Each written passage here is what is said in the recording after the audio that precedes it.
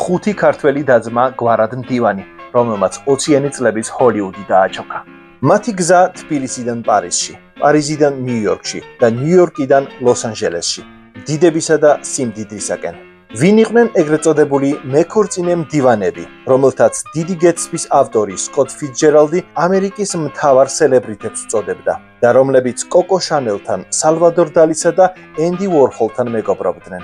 რა აკავშირებდათ ჩარლი ჩაპლინსა და რუდოლფ ვალენტინოსთან? რა თაღლითური გზით გაძარცვეს ამერიკის ბურჟუაზიული არისტოკრატია და როგორ მიითვისეს სერ არტურ კონან დოილის შერლოკ ჰოლმსისეული მამული? ზაქარია, ელისაბედი და მათი შვილები. ყველაფერი ჯერ კიდევ პირველი დემოკრატიული რესპუბლიკის ეპოქაში დაიწყო. ტიფლისის კადეტთა კორპუსის კურსდამთავრებული პირველი მსოფლიო ომის მონაწილე, ქართველი გენერალი ზაქარია მდივანი, რომელიც ჯერ ვარშავაში მსახურობდა, შემდეგ კი იმპერატორ ნიკოლოზ მეორის ამალის წევრი იყო, 1918 წელს ბათუმის კომენდანტად და მთავრობის რწმუნებულად დანიშნეს. თუმცა უკვე 1921 წელს საბჭოთა რუსეთის მიერ საქართველოს ოკუპაციის შემდეგ მეუღლესთან ელისაბედთან და 5 შვილთან 20 წლის ნინოსთან, 18 წლის სერგისთან, 17 წლის დავითთან, 15 წლის რუსუდანთან და 13 წლის ალექსთან ერთად კონსტანტინოპოლში გამგზავრება მოუწია.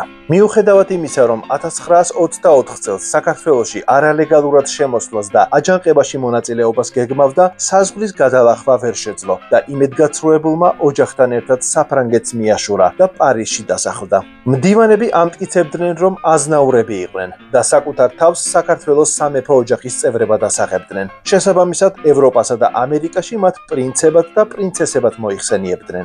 ამბობდნენ, რომ მათი დედა, ქართულ პოლონური წარმომავლობის ელისაბედ საბალევსკა, მეფის რუსეთის დროს თვით რასპუტინთან მეგობრობდა. ელისაბედისა და ზაქარიას შვილებმა ევროპიდან ამერიკის შეერთებულ შტატებში მალევე გადაინაცვლეს და რამდენიმე წელიწადში სარფიანი ქორწინებებითა და სასიყვარულო სკანდალებით ისეთივე ცნობილი ადამიანები გახდნენ, როგორებიც დღევანდელ ჰოლივუდში კარდაშიანები არიან. გენიალური დიდი გეტსბის ავტორი სკოტ ფიცჯერალდი მდივანების ოჯახს სიტყვა სელებრიტის სიმბოლოდ თვლიდა. დეილ კარნეგიმ კი მდივანების ფენომენი საკუთარ წიგნში გააანალიზა, სახელწოდებით როგორ შევიძინოთ მეგობრები და გავლენა მოვიპოვოთ ადამიანებზე. უფრო მეტიც, ამ ფენომენს ზოგი დღემდე მდივანის შელოცვას უწოდებს.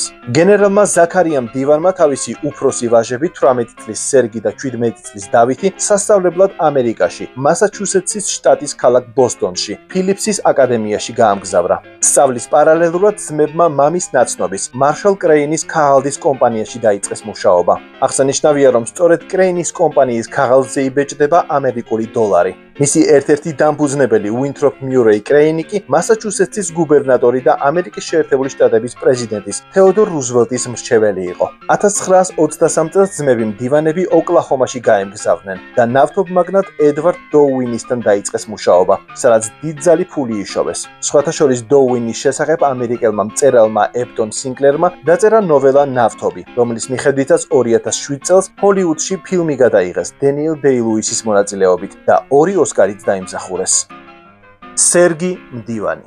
სერგი მდივანი 1927 წელს საცხოვრებლად ლოს-ანჯელესში გადავიდა და მუნჯი კინოს ვარსკვლავზე ჰოლივუდის სექს სიმბოლოდ აღიარებულ პოლა ნეგრიზე დაქორწინდა, რომელსაც მანამდე ჩარლი ჩაპლინსა და რუდოლფ ვალენტინოსთან ჰქონდა რომანი. ერთ-ერთ ინტერვიუში კინოვარსკვლავი აღიარებდა: ჩემი პირველი ქმარი ძალიან მიყვარდა, რუდოლფს ვაღმერთებდი, ჩარლით ჩემი სულის ნაწილი იყო, მაგრამ სერგი გაცილებით მეტია, ვიდრე ისინი ყველა ერთად აღებულიო. როდესაც პოლა დაფეხმძიმდა, ის და სერგი ჰოლივუდიდან შორს საფრანგეთში გადავიდნენ საცხოვრებლად, თუმცა სამწუხაროდ პოლას მუცელი მოეშალა. 1929 წელს უოლ-სტრიტის კრახის შემდეგ კი მთელი ქონება დაკარგა და ვეღარც სამსახიობო კარიერას დაუბრუნდა. სტრესმა და დეპრესიამ წყვილის დაშორება გამოიწვია. განქორწინებიდან მალევე სერგი მსოფლიო დონის სოპრანოზე, მერი მაკკორმიკზე დაქორწინდა, რომელმაც ერთხელ როგორღაც აღნიშნა: ამერიკელმა კაცებმა არაფერი იციან სიყვარულის ხელოვნების შესახებ. მდივანის გაცნობის შემდეგ მივხვდი, რას ნიშნავს მთლიანად დაიხარჯო ურთიერთობაშიო. ამ ქორწინებასთან დაკავშირებით ამერიკელი ჟურნალისტი ელის ლეონი მოუთსი წერდა: მეგონა მდივანების ბობოქარი ცხოვრებიდან აღარაფერი გამაკვირვებდა, მაგრამ მათ ეს შეეწესო. 1926 წელს მერისთან განქორწინების შემდეგ სერგიმ თავისი უმცროსი ძმის, ალექსის ყოფილი მეუღლე, ლუიზა ასტორ ვან ალენი შეირთო ცოლად. ეს გახლდათ ამერიკული ბურჟუაზიული არისტოკრატიის ერთ-ერთი კაშკაშა წარმომადგენელი, როკფელერებთან და ვანდერბიუტებთან ერთად. უმაღლესი კლასის სასტუმროების მსოფლიო ბრენდის, ვალდორფ ასტორიას მფლობელი, უმდიდრესი ოჯახის ერთ-ერთი მემკვიდრე. თუმცა გრანდიოზული ქორწილიდან სულ რაღაც 5 კვირაში ტრაგედია დატრიალდა. სერგი მდივანი პოლოს თამაშისას ცხენიდან გადმოვარდა, კისერი მოიტეხა და ადგილზე გარდაიცვალა.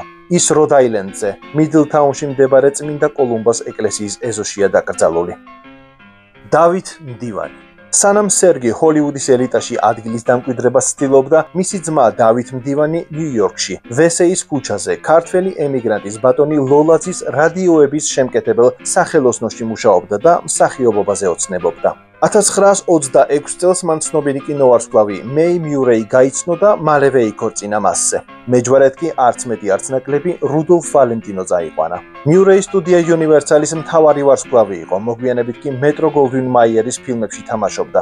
დავით მდივანი სულ მალე ბილი ბევენთან ერთად გადაიღეს მოკლემეტრაჟიან ფილმში პატარა ქალაქის პრინცესა. მიუხედავად იმისა, რომ მის როლს წარმატება არ მოჰყოლია, მეი მას პრესასთან ჰოლივუდის ყველაზე მომხიბვლელ მამაკაცად ასახელებდა. მალევე მათ ვაჟი შეეძინათ, თუმცა მის არსებობას წლების მანძილზე მალავდნენ, სანამ ლოს-ანჯელეს ეგზამინერმა არ გამოაშკარავა. 1933 წელს დავით მდივანი და მეი მიურეი სკანდალურად განქორწინდნენ. სასამართლო პროცესი საკმაოდ ხანგრძლივი და მტკივნეული აღმოჩნდა. ცოლთან დაშორების შემდეგ დავითმა ზედიზედ რამდენიმე მგზნებარი რომანი გააბა. ჯერ მსახიობ როუზ დევისთან, შემდეგ არგენტინელ კინოვარსკვლავ მონა მარისთან, სოციალისტ მიურეილ ჯონსონ ბერლინთან და ფრანგ მსახიობ არლეტისთან, რომელიც 1939 წელს ამტკიცებდა, რომ მისგან ბავშვი ელოდებოდა, მაგრამ ეს არ დადასტურდა. 1944 წელს დავით მდივანი ამერიკელი ნავთობ მაგნატის, სინკლერ ოილის დამფუძნებლის, ჰარი ფორდ სინკლერის ქალიშვილზე, ვირჯინია სინკლერზე დაქორწინდა. მათ ვაჟი მაიკლი შეეძინათ, თუმცა არც ამ ქორწინებამ გასტანა დიდხანს.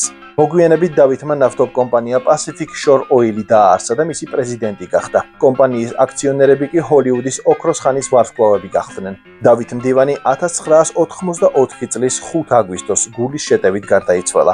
ის ლოს-ანჯელესშია დაკრძალული. ნინო მდივანი.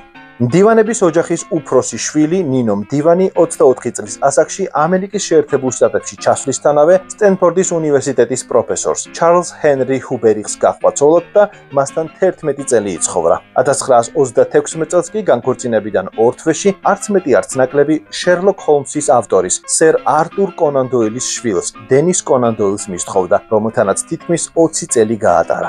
1955 წელს კი დენისის გარდაცვალების შემდეგ, როდესაც კონან დოილი ინდოეთში მაჰარაჯას მიწვევით გამართული ნადირობის დროს ტრაგიკულად დაიღუპა, მის თანაშემწეს ჰარვარდში განათლება მიღებულ პოეტს ენტონი ჰარვუდს გაყვა ცოლად. მათ დახვეწილი სქემით ხელში ჩაიგდეს კონან დოილის მამული და სიცოცხლის ბოლომდე იქ ცხოვრობდნენ. ნინო მდივანმა არაერთი მოთხრობა გამოაქვეყნა, მათ შორის ქართული ხალხური ზღაპრების სერია. ლეგენდარული დიზაინერის კოკო შანელის მოდელი, ბედფორდის ჰერცოგინია ტოტო კუპმანი ნინო მდივანის უახლოესი მეგობარი გახდათ და ყოველთვის აღფრთოვანებული იყო მისი ფირუზის კოლექციით. ინგლისელი რომანისტი ბარბარა კარტლენდი ნინო მდივანზე ამბობდა, რომ ის იყო უკანასკნელი ზღაპრულ პიროვნებებს შორის უღიმღამო არარაობათა სამყაროში.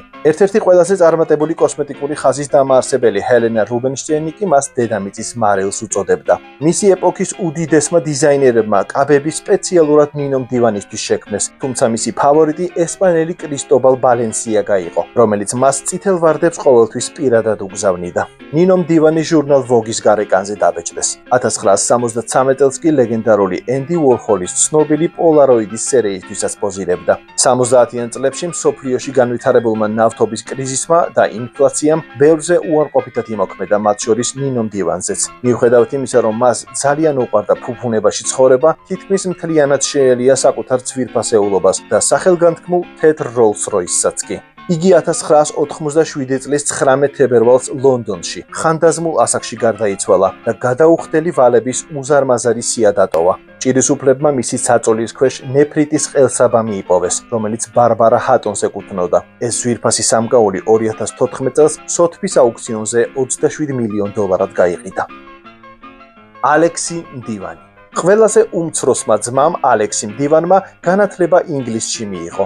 ამაში მას უფროსი და ნინო მდივანი დაეხმარა. ჯერ კიდევ 14 წლის ასაკში პირველი სექსუალური ურთიერთობა ფრანგ მომღერალსა და მსახიობთან, ჟანა ფლორენტინა ბურჟუასთან, იგივე მისტენგენთან ჰქონდა.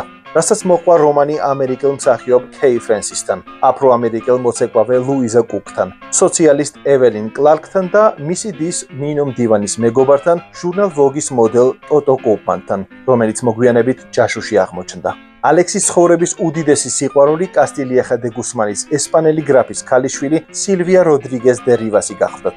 თუმცა მასზე ქორწინება გოგონას მამამ ჩაშალა, რომელმაც შვილი კასტელანის გრაფ ჰენრის მიათხოვა.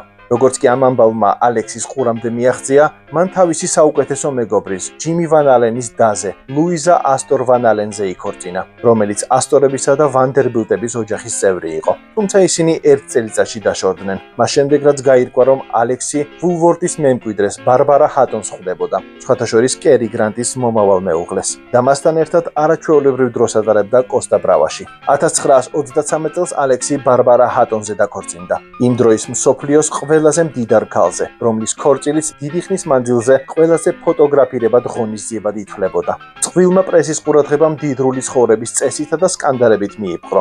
სასახლე ვენეციაში, ძვირადღირებული იახტა ალიბაბა, მათი სახელების ალექსი და ბარბარა კომბინაცია, ექსტრავაგანტული სამკაულები, მაგალითად ის ყელსაბამი, რომელიც წლების მერე 27 მილიონ დოლარად გაიყიდა და წვეულებები, გაუთავებელი წვეულებები. მარი ლუიზა რიცმა ერთხელ ისიც კი აღნიშნა, რომ მდივანების წვეულებები სასტუმრო რიცის ისტორიაში უდიდესი ტრიუმფი იყო.